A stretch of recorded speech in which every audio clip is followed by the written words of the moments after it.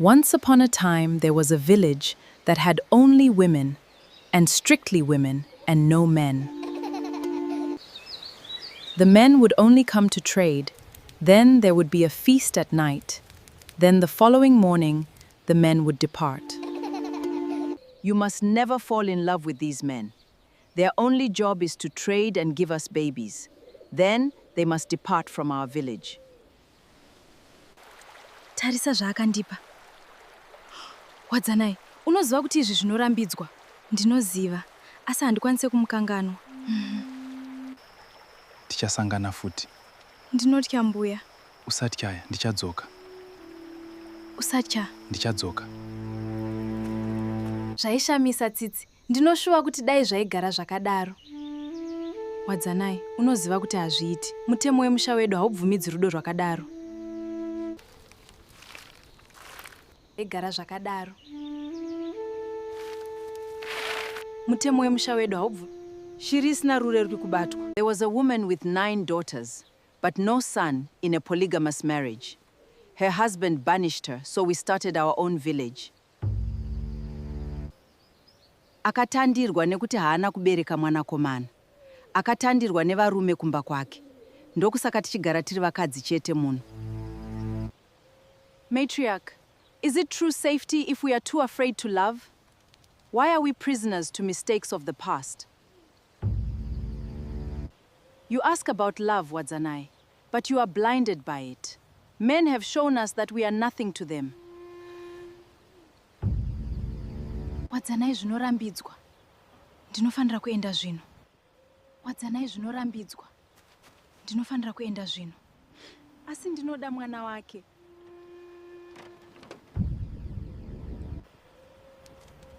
Tsitsi, uripi Wadzanai? Ndoudza zvose zvaunoziva nezvake.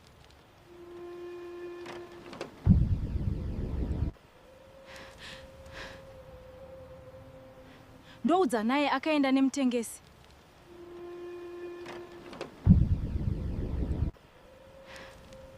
Ndakuudzai kuti musatenderwe kuenda nevarume ava. Nei muri kushora mirayiro yangu yezvino? Nei muchindishora zvino?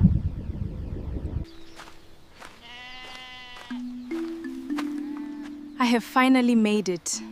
Welcome to your new home, my child.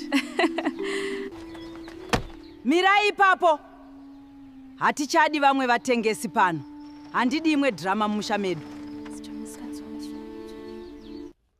Wadzanai was shocked to see the traders coming back with the goods. Chii chakaitika?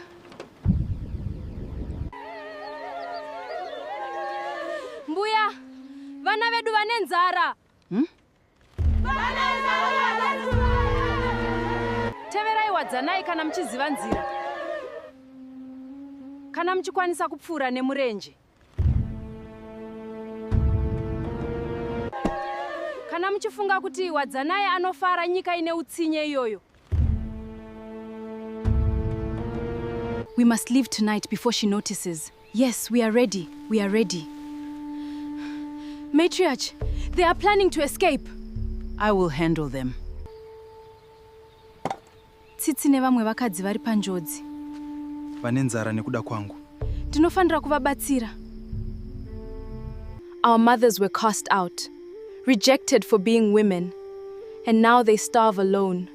Sustaining suffering, a legacy of silence. Going back is a death sentence. You must leave the past behind. But they are my family.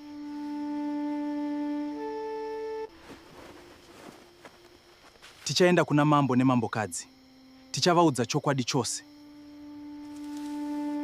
Vachabatsira vanhu vako. Tiri kukumbira kuona mambo nemambokadzi. Tauya nenyaya inokosha chose. Tapota, tivhureirewo mukova.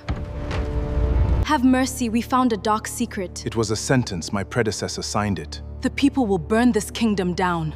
The women face starvation behind the walls. The advisor wants you silenced. You must show the king his legacy depends on fixing this. We just want them to survive. I will help you. If you integrate the valley, you correct an error. Decide if fear will dictate your future. Mambokadzi, I bring a summons from the throne. The king requests your presence. Why now? Has he finally realized our strength?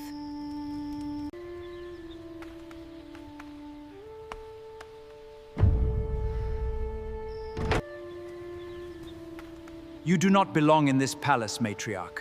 I am here for your king. Stand aside or step out of the way. Guards, your king summoned me. Stand aside. Matriarch, you made it. Tsitsi, I thought I would never see you. She is bringing an army of women. They have come to take your husbands away.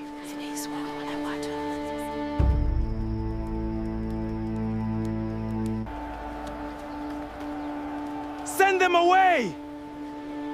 We must speak to them. Let them show their fear.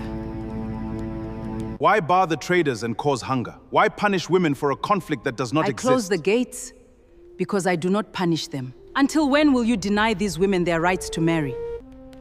You treat us as outcasts. So what guarantee do we have that you will not banish them? Majesty!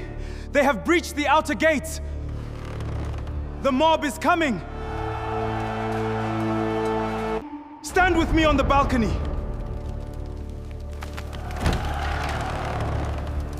People, listen to the truth. How can you stay here? I have to fight here. I will tell them. Move them out now!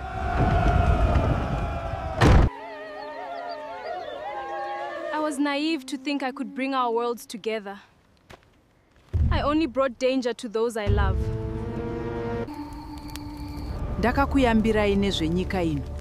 Haina tsitsi. Zvino maona chokwadi. Walking among us as if she belongs here. I didn't know she was one of them. And all this time she was one of those women's. Vanhu ava havana tsitsi. Vanhu ava havana tsitsi. Mbuya vaive vataura chokwadi chose. They don't go to trade. They go to be entertained. It is not a village, it is a brothel. Vaive vataura chokwadi chose. The city is screaming.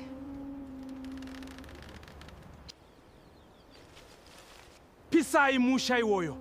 Pedzai ruza rose ruri mumambo. Is Wadzanai okay? No, she is not okay.